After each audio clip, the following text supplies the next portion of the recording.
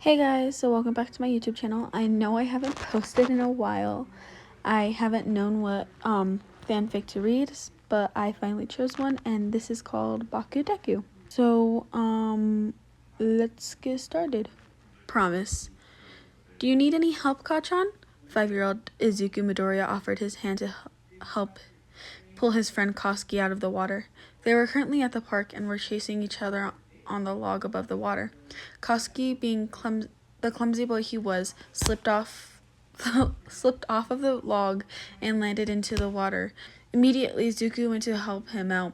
As they got out of the water, Koski pushed Izuku. I didn't need your help, useless Deku.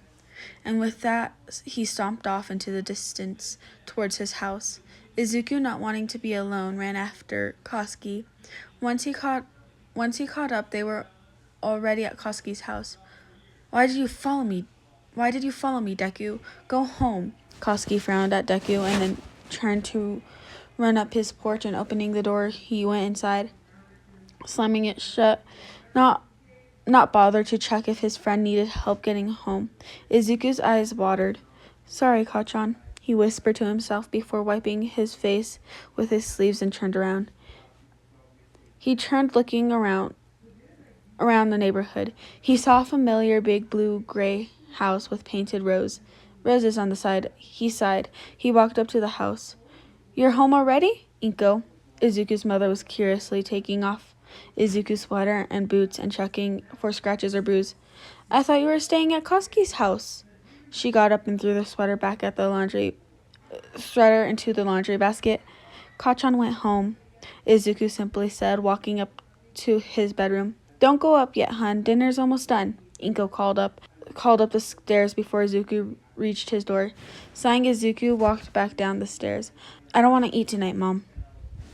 He frowned and started back upstairs. Wait, Inko called out Wait, Inko called after Izuku, but it was too late. He had gone and shut his door. She figured he probably wanted to be alone right now. He would eventually want to come and eat. He always does. The following morning, Izuku woke up to the sound of a moving truck. He sat up and sleepily rubbed his eyes. Once he was fully awake, he went to look outside of his window. Kachan's house. He quickly ran downstairs to find his mother. Mom, he repeatedly yelled throughout the house until he found her on the porch. She was laughing and talking to the tall lady with blonde hair. As Izuku got closer, he saw that it was Koski's mom. What was she doing here? Mom? Inko turned around to the little voice and spotted her son.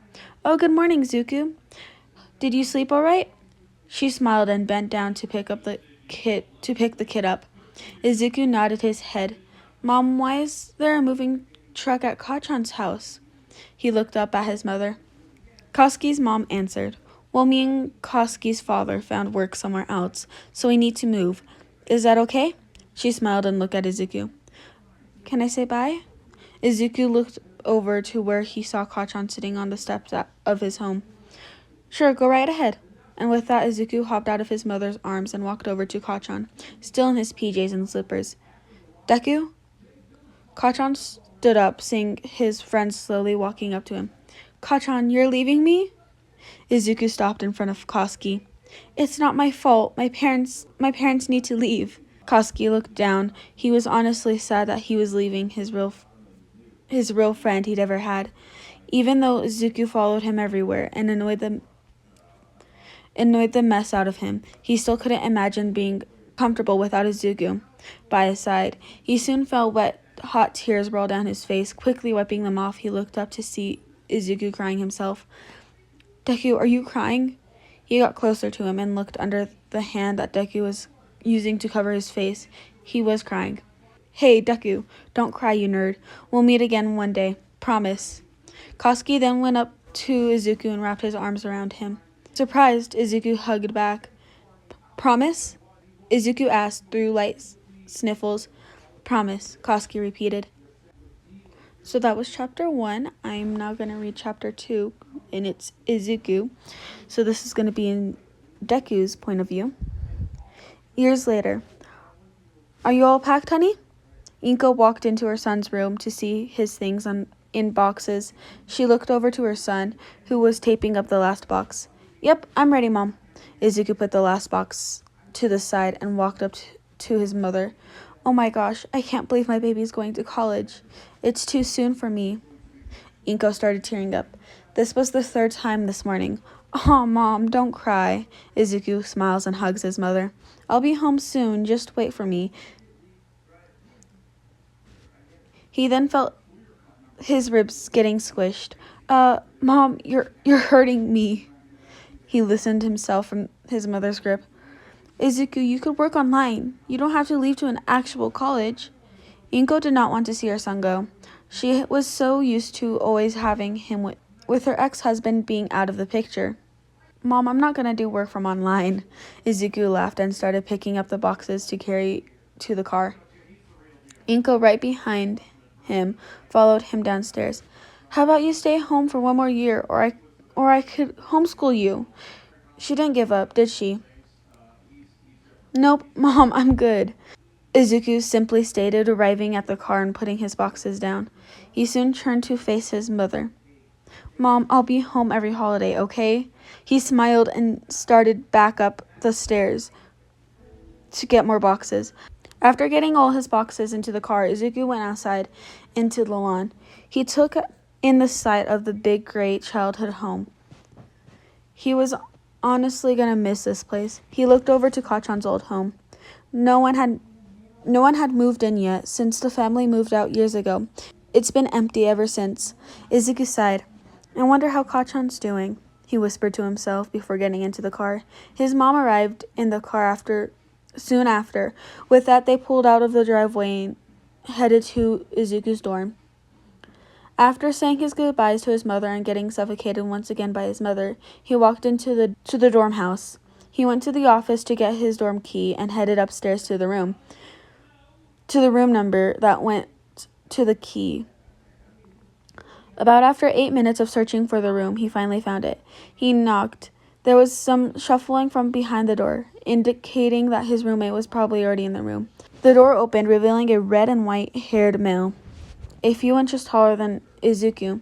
One of his eyes was blue, while the other one was gray. He was wearing baggy sweatpants with a black hoodie with the words antisocial on it. He looked at Izuku up and down. Hey, you must be Midoriya. I'm Shoto Todoroki, your roommate. He smirked and opened the door, letting Izuku in his room. I have to bring up my boxes. I'll be back. Izuku ran back down the stairs. Shit, his roommate was hot.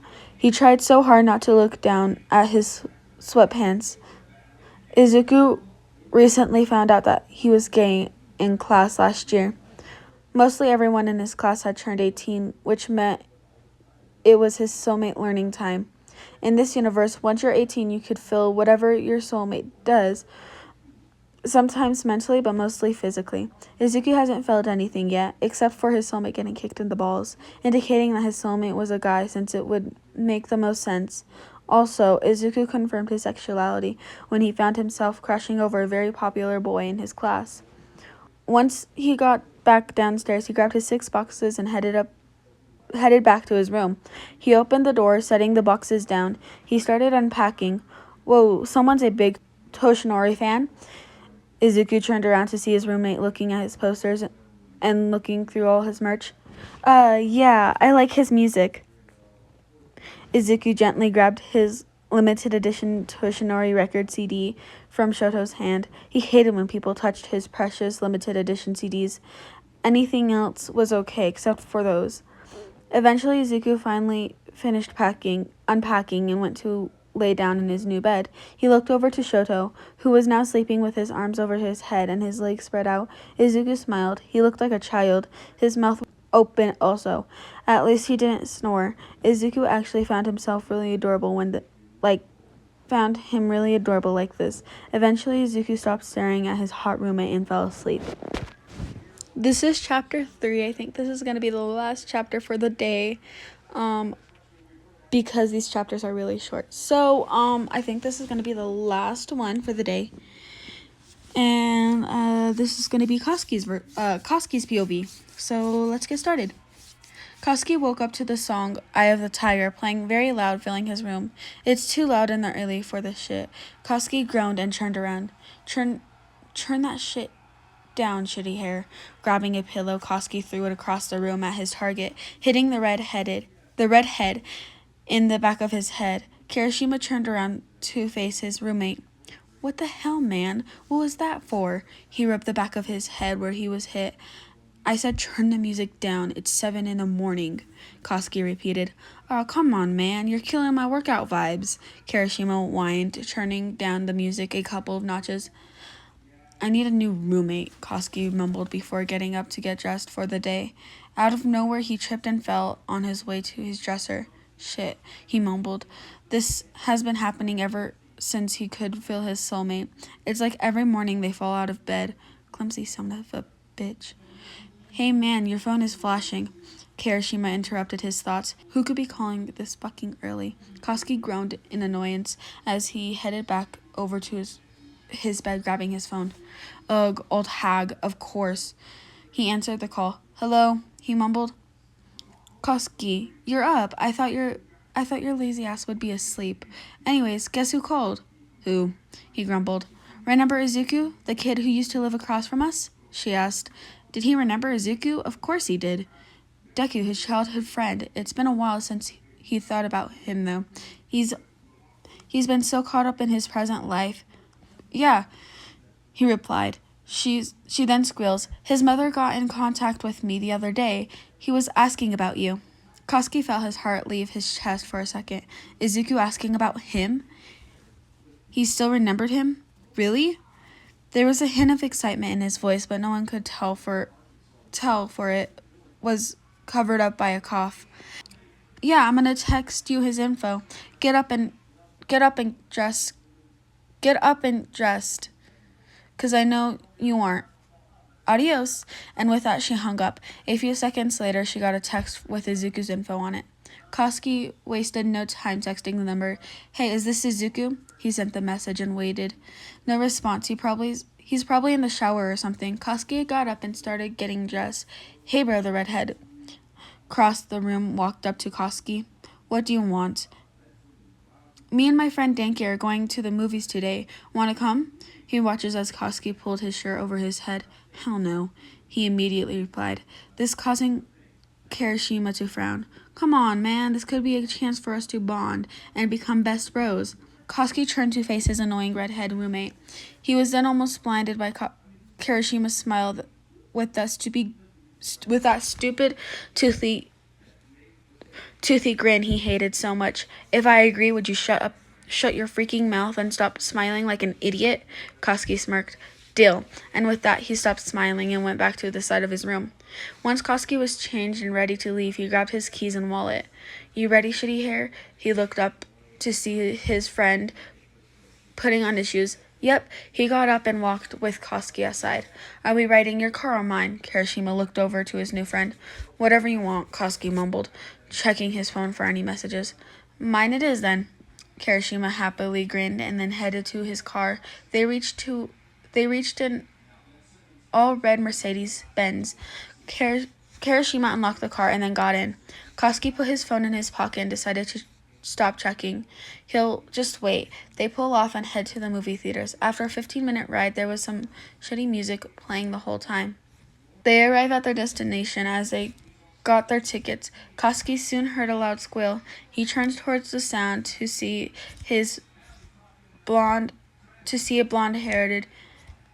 blonde-haired man with a flannel shirt and black jeans. He had red and yellow Vans and had a yellow small backpack in his back.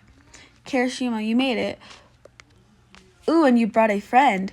He caught up to Kirishima and Koski, going to give his friend a hug. The man looked about Koski's age and a little short on the short side. He looked over to Koski, looking him up and down. Koski did the same. Hi, I'm Denki Kaminari. What's yours? He smiled and held his hand out of Koski to shake. Koski stared at his hand and shoved his hand in his pocket. My name's Koski Bakugo, he replied, still eyeing the blonde down. Danky awkwardly put his hand back to the side. Oh, that's cool. Well, come on, let's go. Let's head to the movies. He walked beside Kirishima to the movies. Once they got settled in the theater, the movie started. The film was new and recent, one called Clouds. Koski didn't get to really watch the movie for how soon. Koski didn't get to really watch the movie for he was soon interrupted. Buzz, he heard his phone vibrate. Deku. Yes, this is Izuku. Who is this? It's Koski. Kachan? Yep. Oh my gosh, it's been so long. Yeah, it has. How's it going, nerd? It's good. I'm in college now. My roommate's cool too. How are you? I haven't seen you around. Did you still live in our hometown or have you moved? My roommate is annoying, and no, we moved to a different state a few years ago. We're in California now. OMG, Kachan, you live so far now. Yeah, how's it down there? The town's still the same? Yep. Detroit, Michigan is still the same as ever. Huh, figured much. It's hot down here. I miss the cold. Lucky, the winters down here are very cold. Be grateful to have some heat. Oh yeah, I forgot how cold it was down there. Anyways, I have to go, Deku. Roommate invited me to the movies with his friend. Oh, okay, well, talk to you later. Bye. Koski closed his phone, smiling to himself. He didn't know why, but he had this feeling inside while texting Izuku. A tiny bit of happiness? Okay, guys, that was it for today. That was chapter 1 through chapter 3. I will see you Monday. Bye.